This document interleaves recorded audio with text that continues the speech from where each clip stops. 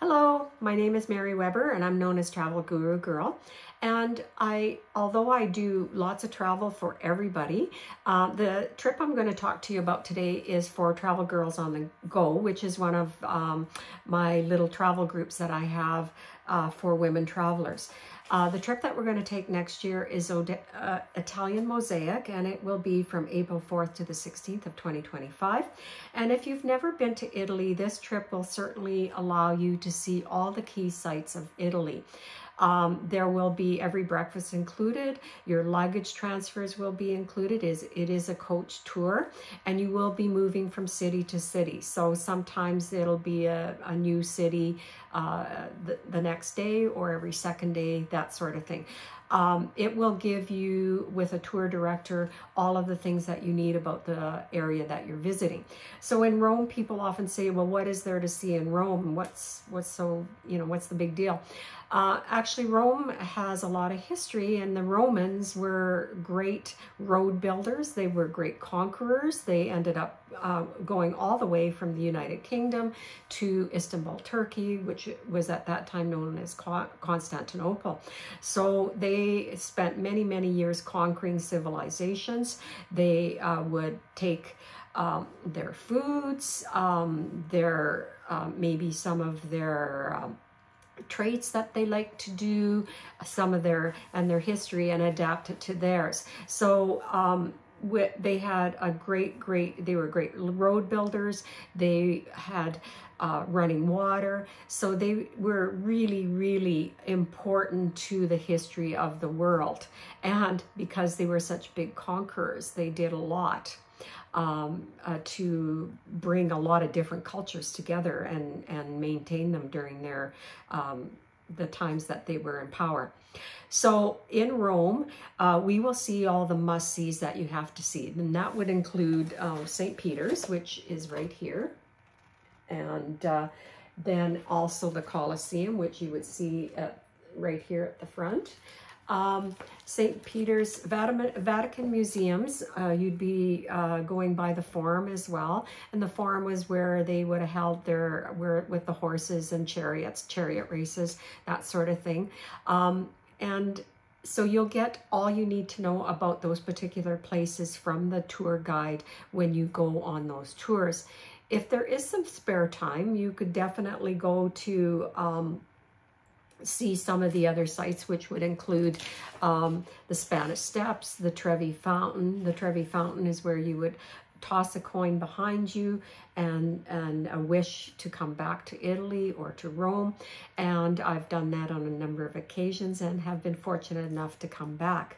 The other building to see is the Pantheon. It's over 2,000 years old. It has a huge oculus in the middle, and nobody really knows how they were able to accomplish this feat of building.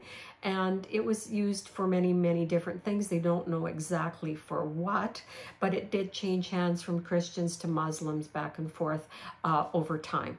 And of course, at one time, the Romans would have different gods that they would praise.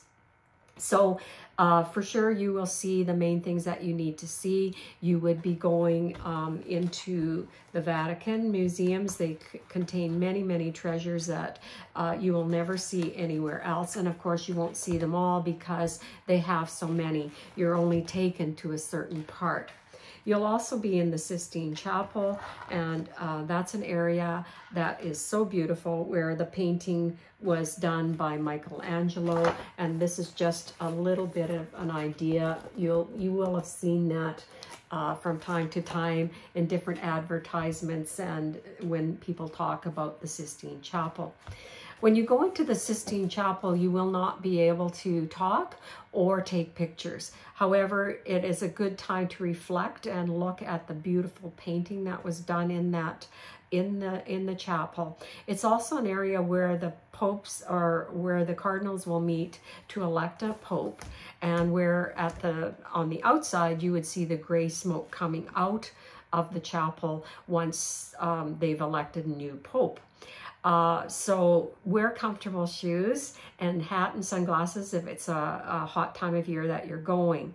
And also, I've been fortunate to see a pope do a Sunday out where they do their wave out the window and talking in many, many languages. So I was fortunate on one occasion to be able to do that. So those are the kinds of things that you can expect there. The Coliseum is kind of like our Las Vegas.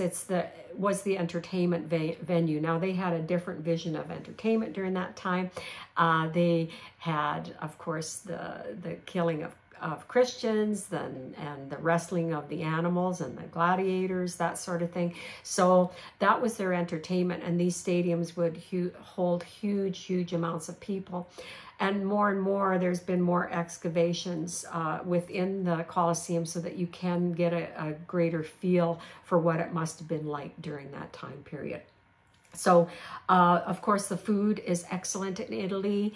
If you get a chance, you could take the on-off bus and see a little bit more.